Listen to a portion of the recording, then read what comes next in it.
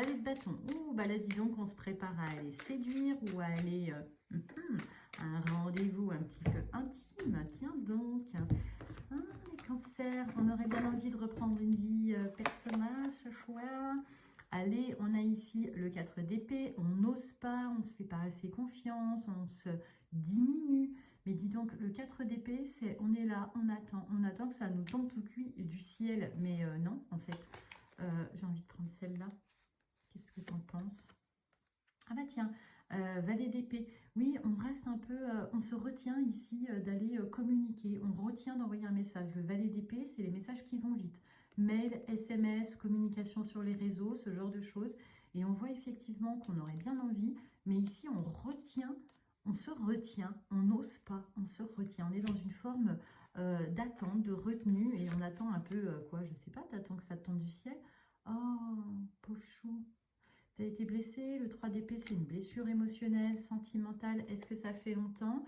Est-ce que du coup, tu es dans la peur, la crainte, tu n'oses pas aller vers l'échange, vers la rencontre? C'est ça, un 3 d'épée et 3 de cœur renversé, c'est une blessure émotionnelle, sentimentale, amoureuse. Alors là, peut-être que tu es en plein dedans, ou est-ce que tu es déjà passé par là, mais du coup, tu as du mal à en sortir, et on voit que maintenant, on n'arrive plus à se projeter dans une autre relation. Tu vois, au niveau de la pensée, de la communication, il y a une forme de retenue, il y a une forme d'empêchement qui est due ici à une blessure. On va reprendre évidemment 2 cartes, parce que j'aime bien aller jusqu'au 7, j'ai envie de prendre celle-là. Hop. Bon, ok, il y a une situation sur laquelle il va falloir faire la lumière parce que tu es blessé émotionnellement, intellectuellement, ton ego en a pris un coup, tu as l'impression d'être diminué comme un gamin ou une gamine ici, et on voit effectivement que du coup tu sais plus comment faire pour te retrouver toi-même.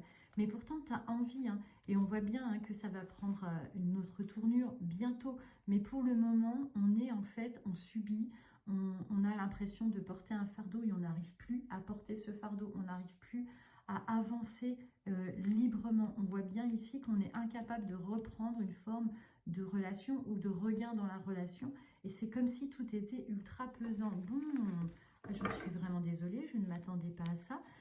Tu essaies pourtant de te cacher, de te voiler la face. Il est clair et net ici que tu n'arrives pas à te positionner, à prendre une décision, tu n'arrives pas à trancher, tu n'arrives pas à communiquer avec l'autre.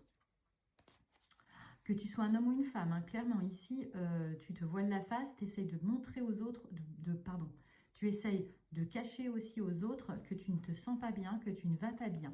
Là, vraiment, il est temps de reprendre soin de toi, de guérir cette blessure du passé pour pouvoir évoluer, avancer. Je suis désolée, mais fin mars, j'ai l'impression quand même que même si tu en aurais envie, eh ben finalement, tu es retenu par des peurs, par des inquiétudes qui datent pourtant. N'hésite pas à nous dire en commentaire comment ça résonne pour toi. Je t'envoie plein de douceur, plein de tendresse et je te dis à tout vite.